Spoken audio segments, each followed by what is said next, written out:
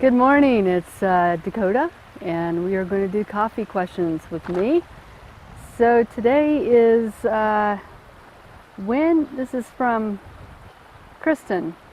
When do you know if you should get a divorce or try and work it out when the both of you have been through so much in the past 9 years?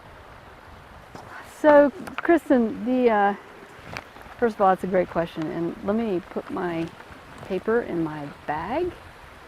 And we're going to go for a little walk and talk. Sorry, I've got stuff everywhere. I'm just trying to pick it all up. What I find, Kristian, is that relationships are some of the toughest things that we go through. And oftentimes those relationships are our greatest teachers. So when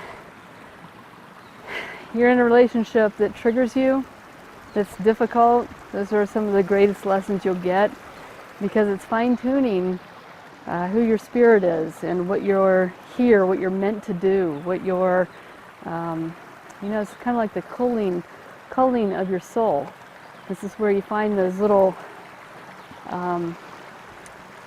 challenges that help to make you better.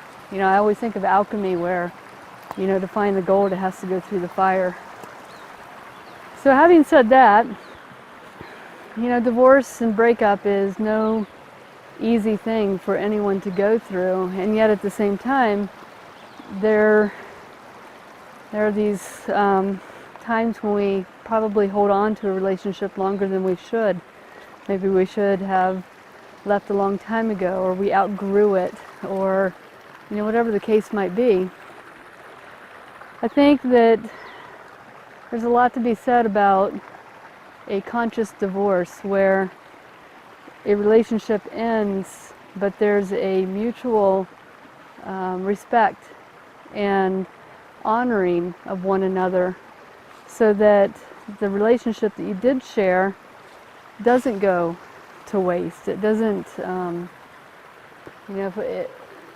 not allowing it to end in a way where both of you are harboring more resentment and anger than when you're in it. You know what I mean? It's like acknowledging the growth, acknowledging the gift of that growth, however it came, being able to honor each other in that process. Just because the both of you, are going separate ways, it doesn't make either one of you a bad person. It doesn't make either one of you right or wrong, really, because you had this contract in this lifetime, and to some degree you fulfilled it. And if you can give yourself that honoring and that lesson without having to carry on the ego part of it, that relationship has the capacity to transform you in ways that you may never ever realize. If we allow ourselves to get caught up in resentment and anger and jealousy and frustration, those are the things that hinder our ability to really grow. And then the relationship is really, at that point, not useful. So I would say to you, Kristian, is to honor yourself, honor the partner that you're ending this relationship with, understand on a soul level the contract that you made with him or her, and know that you both are doing the best that you can, and you're